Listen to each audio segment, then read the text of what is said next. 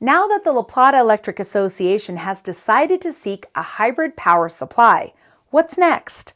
Longtime Durango High School Student Council Advisor Dale Garland retires at the end of the year, and the City Council approved 3 new housing projects this month. You're watching the Local News Roundup, brought to you by Service Master Restore and Closets Plus. I'm Wendy Graham-Settle. The La Plata Electric Association Board of Directors passed a resolution at its February meeting that authorizes staff to negotiate and finalize power supply contracts with the Tri-State Generation and Transmission Association and Crossover Energy Partners. The hybrid power supply model emerged as the preferred alternative out of 3 options to reduce the co-op's carbon footprint while keeping utility bills relatively low. During the past 3 years, LPEA has explored several pathways towards reducing its carbon footprint, including a full departure from the Tri-State Generation and Transmission Cooperative, a partial exit, or negotiating a new contract with Tri-State that would give La Plata Electric more flexibility to meet local needs. Tri-State supplies electrical power to 45 member cooperatives and public power districts throughout the West. La Plata Electric now has a long-term contract to buy 95% of its power from Tri-State, but Tri-State generates 70% of its energy from coal-fired power plants.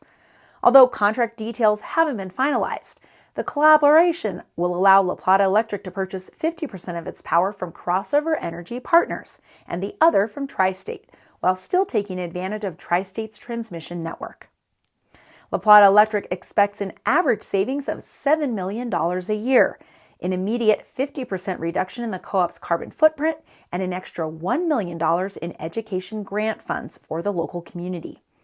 In the meantime, La Plata Electric still must negotiate a buy-down payment for partially exiting its Tri-State contract, and the Federal Energy Regulatory Commission will have to approve it. The LPEA board still must decide on how it will pass on anticipated cost savings to users. Among the options, rate decreases, delay in future increases, increased retirement of capital credits to members, or investment in infrastructure to improve reliability. To follow developments, visit lpea.coop. A Durango High School graduate has been named as the new Durango High School Student Leadership Advisor.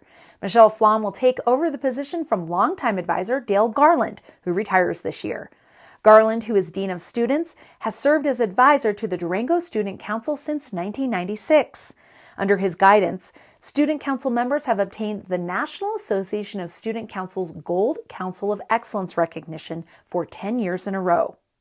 Flom, a 2001 graduate of Durango High School, joined Durango School District 9R in 2017 as a math teacher at Big Picture High School.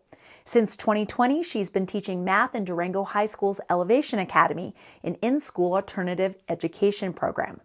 To learn more about Durango High School's student leadership program, visit dhs.durangoschools.org. The Durango City Council approved 3 new housing developments that could result in nearly 500 new units in the future. The council approved an application to build 141 studio apartments at the Durango Downtown Inn at 9th Street and Camino del Rio, an application to build 211 units in 3 Springs, and an application to build 120 units in the Best Western Inn and Suites on U.S. Highway 160 West. The council also approved the sale of the Best Western property to TWG Development, a multifamily and affordable housing developer based in Indianapolis. TWG intends to convert 71 hotel units and add 49 more to the site for studio, 1- and 2-bedroom apartments that will be available to renters who earn less than 60% of the area's median income. Rents will range from $408 to $1,100 a month. TWG will obtain low-interest financing from the Federal Division of Housing and the Colorado Housing Finance Authority. To watch recordings of City Council meetings, visit durangogov.org. Where, oh where, should the little toe go? The little rope toe at Chapman Hill, that is.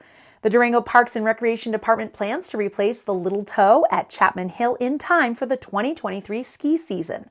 But before it moves forward, it wants to make sure that users still agree with recommendations identified in the 2018 Chapman Hill Master Plan.